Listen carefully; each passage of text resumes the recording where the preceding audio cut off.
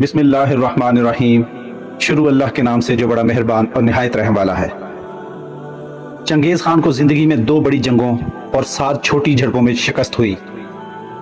ہر بار مد مقابل ایک ہی تھا، سلطان جلال الدین خوارزم شاہ۔ چنگیز خان نے صرف ایک ہی دشمن کو بہادری پر خراج تحسین پیش کیا تھا، وہ جلال الدین تھا۔ نور الدین کورلاخ نے درست کہا تھا، سلطان جلال الدین مسلم دنیا کا فدیہ ہے۔ یہ نہ ہوتا تو چنگیز خان کے ہاتھوں مسلم دنیا کی تباہی کی داستان زیادہ طویل اور دل فگار ہوتی۔ اس کا باپ چنگیز خان سے مقابلے کے لیے اس کا مشورہ مان لیتا تو شاید دنیا کی تاریخ مختلف ہوتی۔ اس کے اپنے ہی بھائی سازشیں کر کے تخت پر قابض نہ ہوتے تو شاید پھر بھی تاریخ کی کروٹ کچھ اور ہوتی۔ کیسا انسان تھا، تخت بھائیوں کے پاس چھوڑ کر جنگل کو نکل گیا کہ سلطنت کسی اور آزمائش میں نہ پڑ جائے۔ شکست کی راکھ سے اس نے عظیمت کا پرچم اٹھایا، کبھی 1000 کبھی 5000 جتنے جنگجو ملتے اور ان کے ساتھ چنگیز خان کے لیے چیلنج بنا رہا، یہاں تک کہ وہ وقت آیا جب اس کے پاس ایک لشکر جرار تھا۔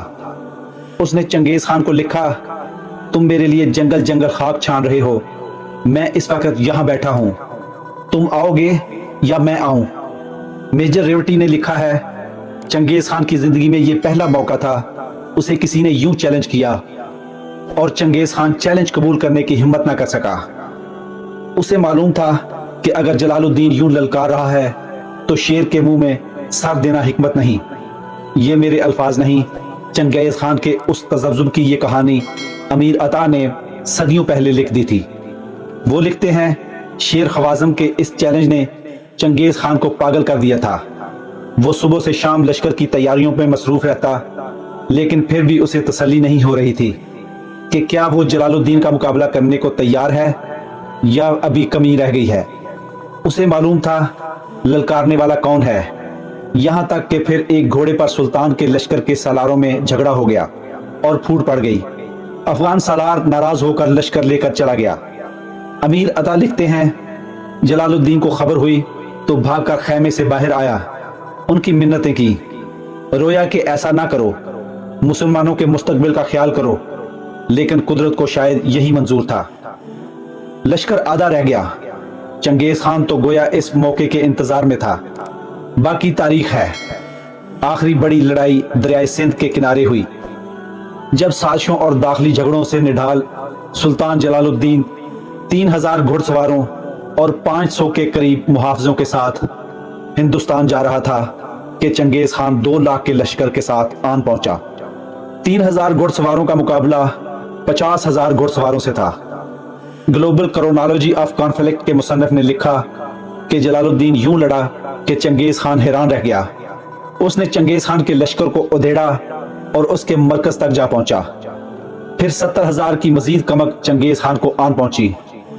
زخموں سے نڈھال سلطان گھیرے میں آ گیا تو چنگیز خان نے حکم دیا اسے زندہ گرفتار کر کے پیش کیا جائے۔